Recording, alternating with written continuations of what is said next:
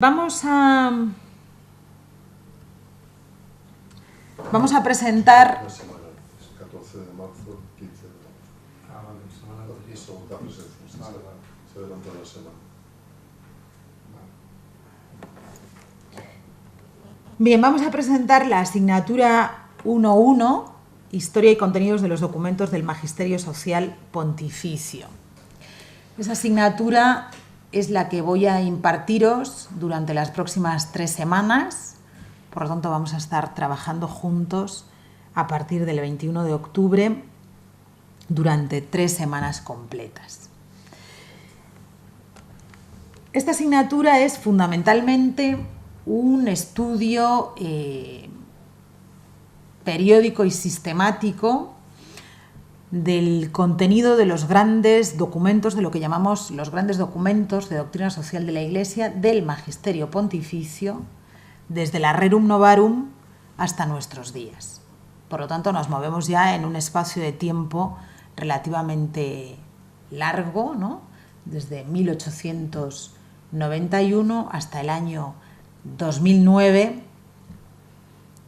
Digo 2009 porque ese es el momento de la publicación de Caritas in Veritate y porque hasta el día de hoy pues no hay, ¿no?, otro documento pontificio, que no tiene que ser necesariamente una encíclica, pero no existe otro documento pontificio con ese rango que pueda entenderse propiamente como un documento de doctrina social de la Iglesia. Es verdad que en Lumen Fidei hay algunas reflexiones que pueden tener que ver con la doctrina social de la Iglesia, pero no es propiamente un documento de doctrina social de la Iglesia. Por lo tanto, esa encíclica Lumen Fidei, de autoridad apostólica del Papa Francisco y de autoría intelectual del Papa Benedicto XVI, no entra como tal dentro, ¿no?, no forma parte del contenido de esta materia. Bien, con esta asignatura pretendemos fundamentalmente ahondar en lo que los profesores que os van a explicar naturaleza de la doctrina social de la Iglesia os van a insistir mucho, ¿no? Ahondar fundamentalmente en la dimensión histórica de la doctrina social de la Iglesia, por supuesto también en su dimensión permanente, ¿no? En ello insistirá fundamentalmente el profesor de Principios y Valores de la Doctrina Social de la Iglesia, pero en su dimensión histórica. La idea, el objetivo, uno de los objetivos que yo pretendo con esta asignatura es que nosotros acabemos comprendiendo que la doctrina social de la Iglesia es una respuesta que tiene que ver con una vocación de diálogo y de encuentro de la Iglesia con el mundo. Que eso tiene que ver con la naturaleza misionera y evangelizadora de la Iglesia y tiene que ver con la naturaleza y también con la naturaleza misionera y evangelizadora de la doctrina social de la Iglesia. En la segunda instrucción sobre teología de la liberación, que algunos habréis leído y otros, sin lugar a dudas, al menos habéis oído hablar de ella, en la segunda instrucción, que se publica en el año 86, Libertatis Conscientia, siendo prefecto de la Congregación para la Doctrina de la Fe, el entonces cardenal Ratzinger, en el número 72 de ese documento, que en la introducción, en los apuntes de esta materia, en la introducción yo os cito, en el número 72, por lo tanto, de este documento se dice, a la hora de plantear la naturaleza de la doctrina social de la Iglesia, que después desarrollará ampliamente Solicitud a Rei Socialis en el año 87, se dice que la doctrina social de la Iglesia nace del encuentro entre el Evangelio y las exigencias del Evangelio y la realidad social. De manera que la naturaleza de la doctrina social de la Iglesia, por ser también histórica, no solo histórica, pero por ser también histórica y necesariamente permanente, creo que veremos desde el principio que es una naturaleza, yo creo que se puede decir así, que vive en una tensión permanente, que en principio no tiene por qué ser malo, al contrario, ¿no? Históricamente se ha demostrado que es algo muy bueno. ¿Por qué digo en una tensión permanente? Porque se trata precisamente de responder a ese mandato misionero, al deber de evangelización, desde la buena noticia que es el Evangelio, en la realidad contingente. Claro, los juicios que la doctrina social de la Iglesia plantea no son de cualquier tipo, son juicios contingentes. Eso no quiere decir que no sean verdaderos. No, claro que son verdaderos, porque no son mero análisis histórico, no son mero análisis sociológico, no son un inventario de soluciones, pero son juicios contingentes, porque son juicios sobre la realidad. Eso hace que su naturaleza sea muy apasionante, porque necesariamente y por su propia vocación, la doctrina social de la Iglesia se juega a sí misma, se arriesga a sí misma en el mundo, y en un mundo que es cambiante.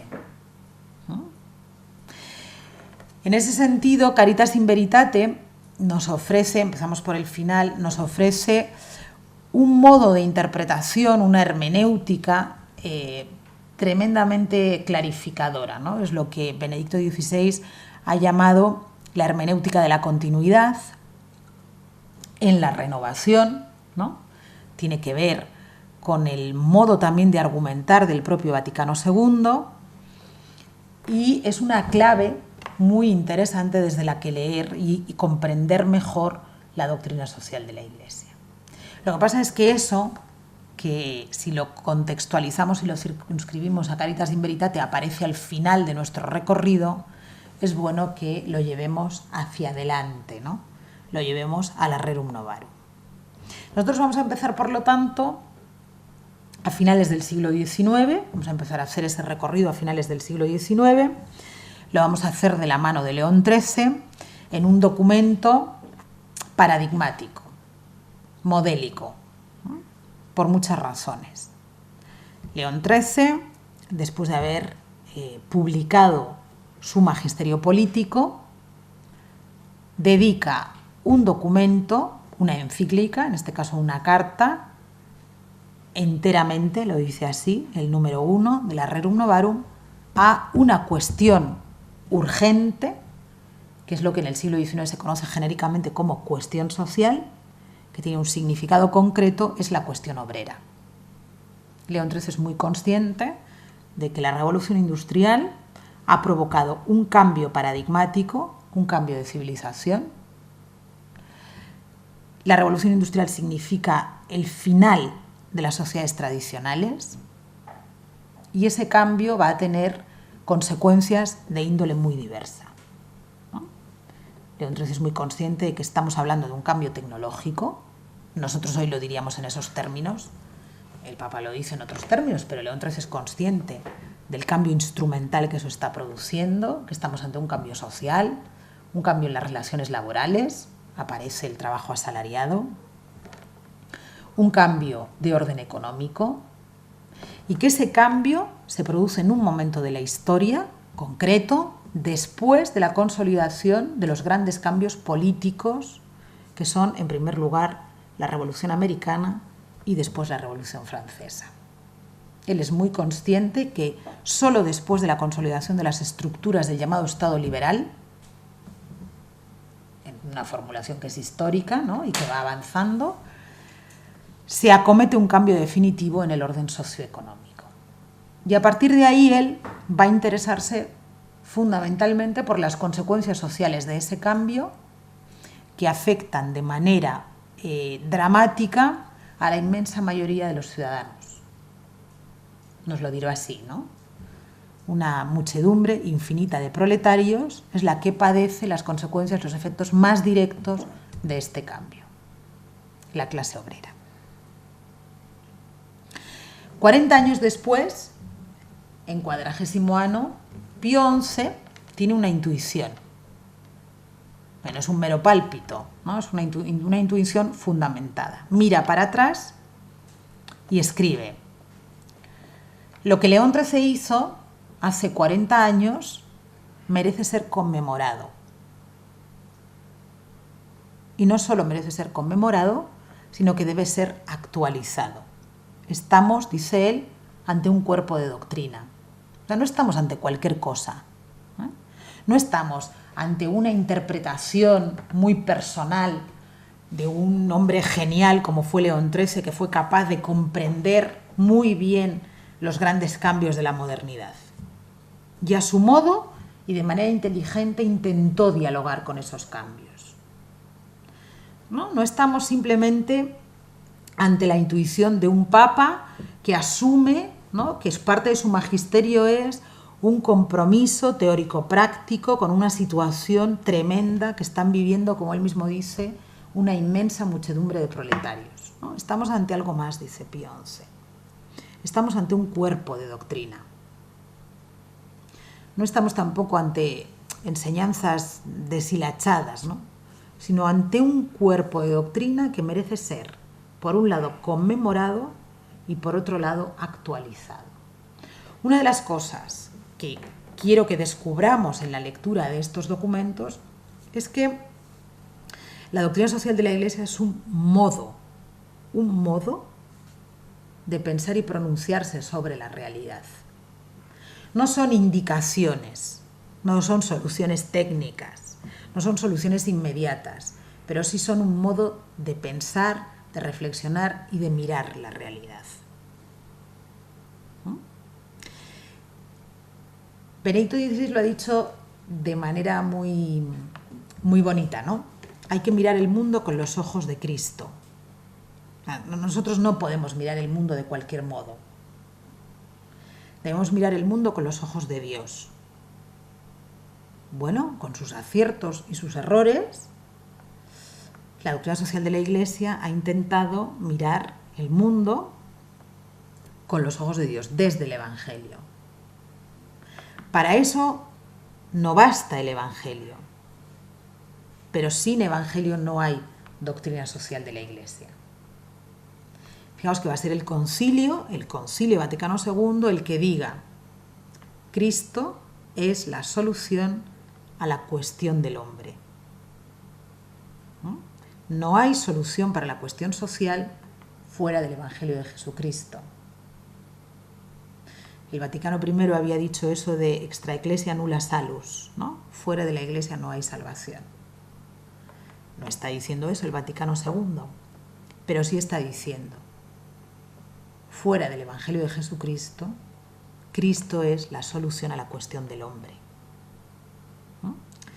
Bueno, pues desde ahí, ese es el imperativo de la doctrina social de la Iglesia, ¿no? Estamos ante un modo de mirar la realidad, de situarnos ante ella y de pensar la realidad y de reflexionar sobre la realidad, para la elaboración de unos juicios que orienten fundamentalmente a la acción.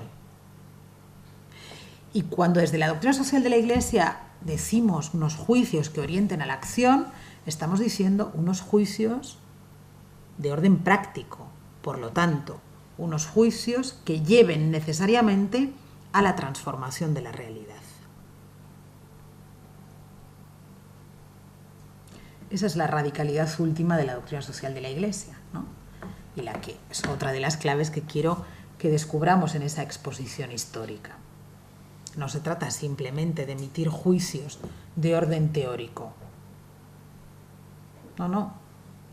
La gracia, si se me permite la expresión, es que esos juicios sean criterios de actuación, orientadores de las conciencias, con una finalidad evidentemente práctica, por lo tanto transformadora de la realidad. Os pongo un ejemplo. No sé si habéis leído Populorum Progressio, ¿no? La encíclica del Papa Pablo VI, la segunda encíclica de Pablo VI de marzo del año 67. Una encíclica dedicada a el desarrollo de los pueblos, que sufre, porque probablemente eso era inevitable, de manera bastante dramática, las pugnas ideológicas de los años 60, que creo que, al menos en el contexto español, no se leyó correctamente, bueno, en el contexto español y en otros contextos, ¿no?, tremendamente ideologizados, no se leyó correctamente. En esa encíclica, cuando Pablo VI entre al núcleo de la cuestión y hable del desarrollo, y ya veremos, porque ahora no podemos exponer esa cuestión ampliamente, utilizará una imagen para intentar definir qué sea el desarrollo, ¿no? Y él dirá, es el paso, yo creo que eso a todos nos pone necesariamente en movimiento, ¿no? Es el paso de condiciones de vida menos justas a condiciones de vida más justas. No estamos simplemente ante un concepto, ¿no?, marcado fundamentalmente por el personalismo y la antropología cristiana, filosófica y teológica, que por supuesto que sí, es lo que anima ese paso. Pero cuando hablamos de desarrollo estamos hablando del paso real de condiciones de vida menos justas a condiciones de vida más justas. Por lo tanto, de una transformación de la realidad en orden a la justicia y en orden a la caridad. Esa es la finalidad última de la doctrina social de la Iglesia. Pero claro, no podemos dar ese paso si previamente no conocemos su naturaleza, no conocemos su método, no conocemos su contenido y no nos dejamos educar, no nos dejamos interpelar por la dimensión pedagógica, por la naturaleza pedagógica de la doctrina social de la Iglesia. Os decía, por lo tanto, que es en el año 31, ¿no?, cuando Pío XI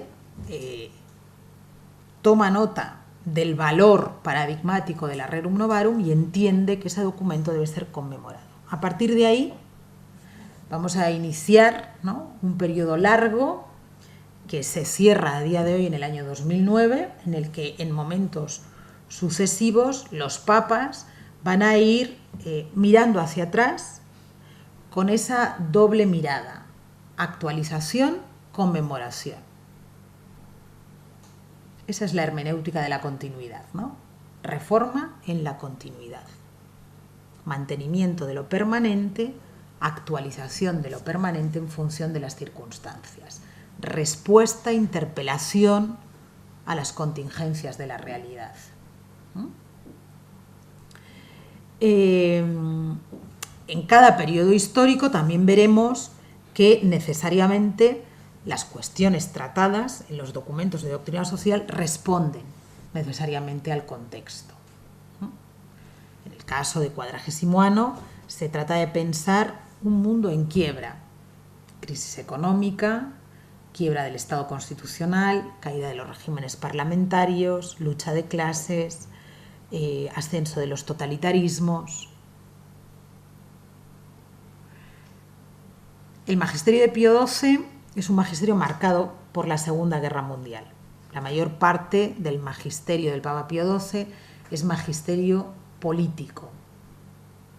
Dado que en mi caso voy a impartiros en la segunda parte del curso la asignatura de Política y Doctrina Social de la Iglesia, las intervenciones del magisterio político las vamos a sacar de esa primera parte y las vamos a llevar a la asignatura de Política y Doctrina Social de la Iglesia, ¿no? De manera que en el magisterio de Pío XII veremos un mensaje conmemorativo de Rerum Novarum exclusivamente, la solemnidad, que es breve, ¿no?, y que plantea fundamentalmente cuestiones relacionadas con el trabajo y la propiedad. Luego nos vamos a encontrar con un tiempo de transición, que es el que protagoniza fundamentalmente Juan XXIII, con dos grandes encíclicas, Mater et Magistra, Pacem in Terris, 1961-1963. ¿No? La Mater et Magistra tiene una parte al final del documento sobre naturaleza de la doctrina social de la Iglesia muy interesante.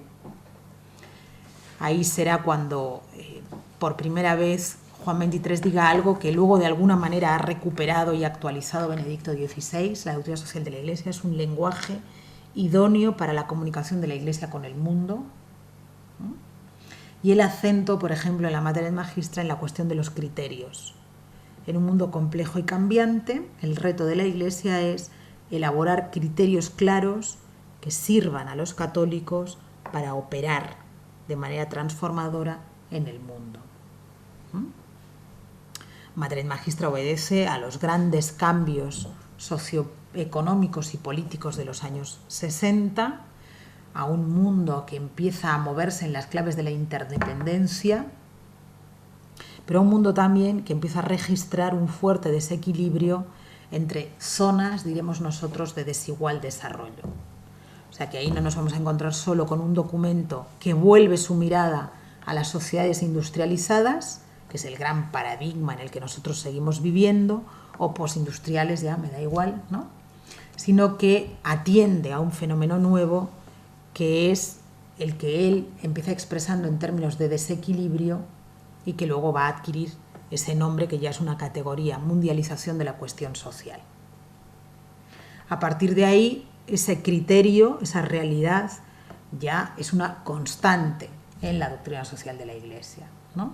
Lo es para el Concilio, en la Gaudium et Spes, sobre todo en esos números de la Gaudium et Spes de la segunda parte dedicados a la cuestión del desarrollo, muy puntuales y muy en pinzas, digo, porque son grandes líneas, ¿no? Y que luego desarrollará ampliamente Pablo VI en la Populorum Progressio, ¿no?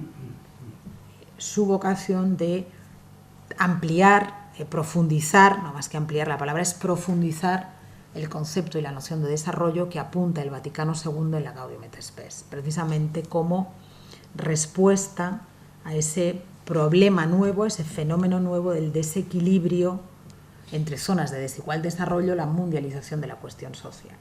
Sin embargo, os diré algo más. Populorum Progressio no es simplemente un documento que trate de la pobreza en el tercer mundo. El Papa lo dice en el año 67, yo creo que nadie le hace caso. Decía él, ¿no? Ni siquiera se trata, o sea, ni siquiera el verdadero combate es un combate contra la pobreza. El verdadero combate es conseguir que un día el pobre pueda sentarse a la misma mesa que el rico. Y eso tiene muchas dimensiones, ¿eh? Muchas dimensiones. O sea que no es correcto leer Populorum Progressio en clave economicista. Esa es otra de las cosas que también me gustaría que pudiésemos aprender. El reduccionismo economicista al que muchas veces hemos condenado nosotros mismos a la doctrina social de la Iglesia le priva de mucha fuerza, ¿no? Le roba mucho contenido y le priva de mucha fuerza. Es verdad que nosotros observaremos el cambio, ¿no? No es lo mismo situarse ante Rerum Novarum, ante el magisterio de Pío XI, incluso ante el magisterio de Pío XII, que luego entrar ya en ese periodo de transición o dar el salto al posconcilio, ¿no? Tanto en fundamentos teológicos como en principios y valores lo veréis, ¿no? El giro antropológico del Vaticano II es determinante en la evolución de la doctrina social de la Iglesia, ¿no? Por eso, Benedicto XVI pudo acabar diciendo en el año 2009 que hoy la cuestión social es cuestión antropológica. No porque a él se le ocurriera eso o porque quisiera desnaturalizar nada, sino porque es coherente con el giro antropológico y cristológico que acomete el Vaticano II. ¿No? Ahí está la fuente. Eso va a empezar a hacerlo Pablo VI. Va a empezar a hacerlo primero en la Populorum Progressio, después en la Humane Vitae, aunque nosotros no vamos a hablar de ese documento, pero lo hace también en la Humane Vitae necesariamente. Después lo va a hacer de manera muy profunda Juan Pablo II, primero en Redemptor Hominis, después en Laborem Exercens, y sin lugar a dudas lo hará Benedicto XVI en la Caritas in Veritate, ¿no? Profundizar en el giro antropológico de la doctrina social de la Iglesia, que en el fondo es profundizar en la dimensión antropológica de la fe cristiana, que como el propio cardenal Wojtyla dijo antes de ser elegido papa, esa es la gran especificidad u originalidad del Evangelio y de la fe cristiana, que decía él, ¿no? No es solo original por su teología, sino fundamentalmente por su antropología. Desde ahí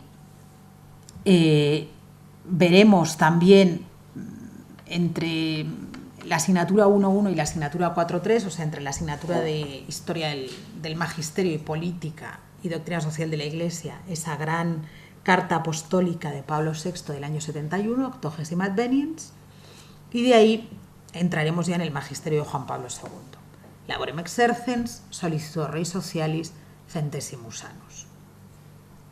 Haremos una pequeña referencia a Deus Caritas Est, a los números de Deus Caritas Est en los que se plantea la cuestión de la doctrina social de la Iglesia y se retoma algo que en el año 86 el entonces cardenal Ratzinger plantea en la segunda instrucción sobre teología de la liberación, que no es un documento solo de purificación de la teología de la liberación, sino que también es un documento que llama a la purificación de la doctrina social de la Iglesia.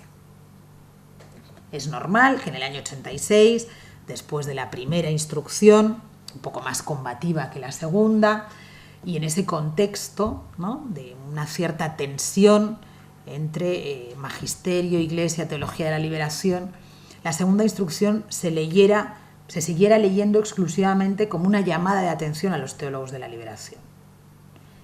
Vista desde el hoy y sobre todo vista desde lo que ha sido el magisterio social de Benedicto XVI, la segunda instrucción es un documento que urge a la purificación de la doctrina social de la Iglesia. Cuando en ese documento dice Ratzinger, el cardenal Ratzinger, que el mandamiento supremo en el que arraiga la doctrina social de la Iglesia es el mandamiento del amor, ahí hay una clave, ¿no?, para entender lo que vendrá después en Deus Caritas Est y en Caritas in Veritate. Yo creo que la contribución del magisterio de Benedicto XVI a la evolución de la doctrina social de la Iglesia va a tener que ser ampliamente analizada. Supongo que no se os escapa, sobre todo los que os dedicáis a cuestiones teológicas, que ha sido Benedicto XVI en el que en su magisterio ha invertido, al menos en su presentación, el orden de las virtudes teologales. Empezó hablando del amor, sí, de la caridad, por lo tanto, siguió hablando de la esperanza y ha acabado hablando de la fe, ¿no? Digo, ha acabado hablando de la fe por lo que he dicho al principio, porque somos todos mayores, no nos vamos a rasgar las vestiduras. Es verdad que es una cuestión muy novedosa, pero la autoría intelectual de esa encíclica es del Papa Benedicto y el propio Papa Francisco lo reconoce en el documento, ¿no? Es decir, por eso he empezado yo diciendo eso de la autoría y la autoridad apostólica. Bueno, todo esto pues es como bastante, ese es el recorrido más o menos que vamos a hacer, más o menos no, es el recorrido que vamos a hacer, en el que a mí personalmente no me interesa que leamos los documentos. Os decía antes, usaba antes ese término, que es un término que usa mucho Ángel Galindo, el profesor que os va a dar Principios y Valores, ¿no?, y que a mí me parece muy, muy significativo y muy ilustrativo. Esto no es un inventario.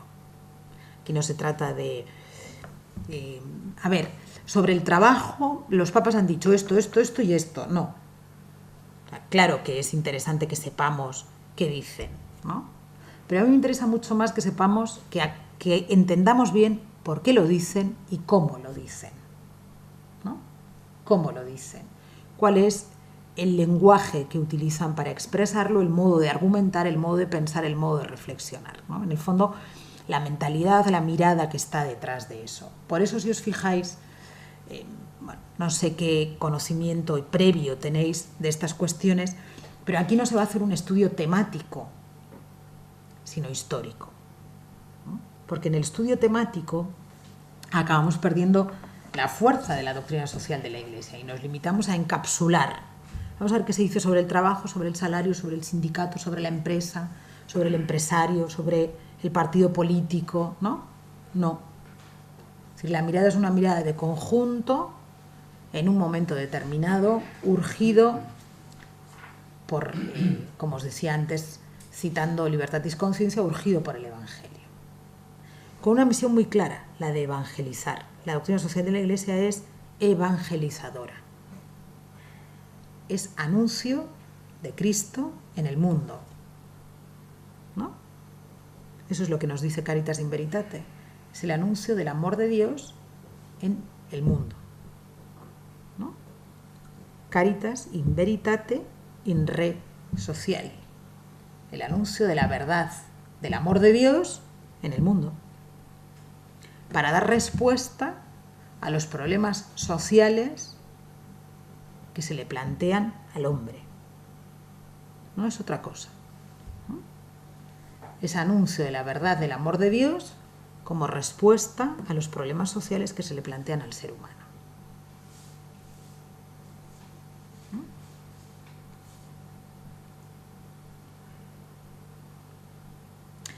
De ahí que una de las cosas que querré que planteemos en el foro de debate, ya os lo adelanto, es precisamente algo que leí, no hace mucho, sí hace, y que le voy dando vueltas, y creo que es determinante en una obra de Ratzinger en la que él decía que uno de los primeros y principales problemas de la Iglesia Católica eran tantos y tantos católicos de fe firme y convencida que, sin embargo, dudaban de la operatividad histórica de la fe cristiana. Dudaban que la fe cristiana fuese históricamente operativa. ¿No? Decía él, ese es nuestro mayor problema. Bueno, pues vamos a pensarlo desde ahí. Esa es una de las cuestiones que os pediré que planteemos al hilo de las lecturas que hacemos en el foro de debate. Y en cuanto a la actividad de aplicación, lamento deciros que no lo tengo muy claro. Y no lo tengo muy claro porque prefiero ver por dónde vais antes. De hecho, os voy a pedir que mi trabajo en ningún caso sea el primer trabajo que entreguéis. Yo casi os pediría que fuese el último. ¿No? Por eso, como yo trabajo así, no me urge a mí ahora mismo deciros qué tipo de trabajo quiero que hagáis, ¿no? Esta es una lectura reposada, tranquila. El índice de contenidos os da claves de lectura de los textos, pero yo no os voy a engañar. Se trata de leerse las encíclicas. Luego ya, ¿cómo nos aproximamos a las encíclicas? Si nos leemos los 300 números o los 25 o los 70 enteros de cabo a rabo, eso ya, pues no voy a ir a vuestras casas a leer con vosotros. Pero hay que leerlas, porque solo leyéndolas descubrimos cómo trabaja, cómo piensa, cómo reflexiona, cómo se sitúa la doctrina social de la Iglesia, cómo se va conformando la doctrina social de la Iglesia.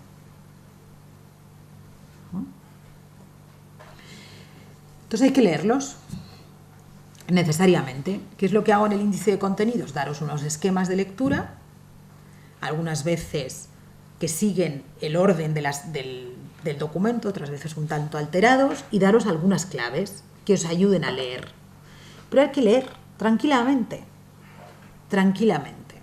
¿no? Durante un tiempo, los documentos del magisterio deberían ser vuestra lectura. ¿Qué le vamos a hacer? Pero es así. Habrá que sustituir por un tiempo las novelas o los ensayos por la lectura de las encíclicas, pero hay que leerlas. Es que no hay otro modo. Es decir, hay que leerlas. Hay que irlas leyendo. Y la idea, os repito, ¿no?, del índice de contenidos, de los apuntes, es claves para esa lectura.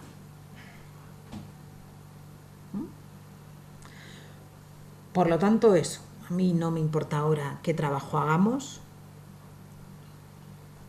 Más adelante ya lo veremos, ¿no? Si nosotros vamos a empezar a trabajar el lunes, o sea que muy pronto nos vamos a leer en el foro de debate. Eso también, bueno, pues iré viendo por dónde vamos. Y en realidad lo que yo voy a pediros es algo que demuestre que habéis leído, ¿no? Porque, os repito, no me puedo ir con vosotros a leer a vuestras casas, ¿no? Entonces no puedo controlar ahí a ver cuántas horas leemos y qué leemos y no leemos.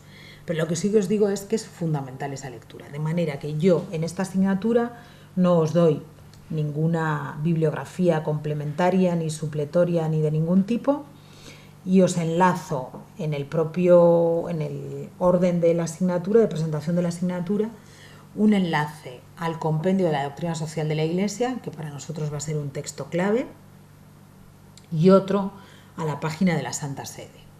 ¿Por qué? Porque aquí, en la página de la Santa Sede, tenéis todos los documentos, ¿no? Con lo cual, pues aquí están, aquí los tenéis, todos, absolutamente todos, ¿no? Del primero al último. Pues, si alguno de vosotros tiene el librito de la BAC, el famoso de los 11, pues ahí también, aunque falta el magisterio de Benedicto XVI, pero aquí los tenéis, ¿no? Quiero decir que no necesitamos más que esto. Y luego el compendio, que no sé si habéis usado nunca, que también os da muchas claves, que yo os cito, ¿no?, en el índice de contenidos, y que, bueno, otros profesores, pues me imagino que especialmente los profesores de fundamentos teológicos y principios y valores os llevarán a él en muchas ocasiones, ¿no? Os lo citarán, otros profesores, probablemente, bueno, al menos un par de ellos también del módulo quinto, que probablemente son los que más lo usen, pero bueno, para nosotros eso es un documento fundamental, ¿no? Y esto es así, a grandes rasgos, en una primera presentación, lo que vamos a hacer, lo que vamos a ver y aquello en lo que me gustaría que insistiéramos. Si ahora tenéis alguna pregunta que hacer. O sea que no es esta presentación, es el general. Por ejemplo, un módulo, ¿se puede ver la guía de estudio antes de que se abra? No. Pero podemos tener épocas, que se está jugando un poco más liberado, puede empezar a avanzar el siguiente. No. No, os he dicho antes que vamos a intentar pensar. A ver, el método online facilita, ¿no? A las personas que trabajamos y demás nos facilita mucho. Pero para seguir un orden, pues vamos a intentar, ¿no?, que las sesiones sean como si fueran presenciales, ¿no? Lo que sí, no las vamos a cerrar, pero no las vamos a abrir antes de hora.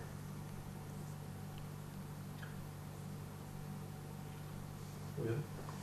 Bueno, pues muchísimas gracias, un gusto. Nos vemos el lunes, si Dios quiere, todos. Lo he dicho, bueno, en algún momento, no sé si os lo he dicho, pero al final vais a ser 28 alumnos y en esta ocasión además, bueno, no sé ahora, no puedo decir exactamente qué porcentaje, pero a los alumnos españoles, o sea, los alumnos latinoamericanos, esta vez, por primera vez, hay alumnos desde el norte hasta el sur de América, ¿no? Con lo cual, oye, esto es una buenísima noticia. Estados Unidos, México, Cuba, Puerto Rico, Venezuela, Argentina, Uruguay. Me parece que es muy bueno, que además a vosotros, a unos y a otros, os va a servir muchísimo. Yo creo que tenéis una oportunidad de intercambio de experiencias, de mentalidades, de maneras de ver, de sentir, de hablar, de comunicarse, que es muy enriquecedora. A los profesores esto, sin lugar a dudas, también nos enriquece mucho, con lo cual yo creo que empezamos bien. Bueno, pues muchas gracias y nos vemos el lunes 21.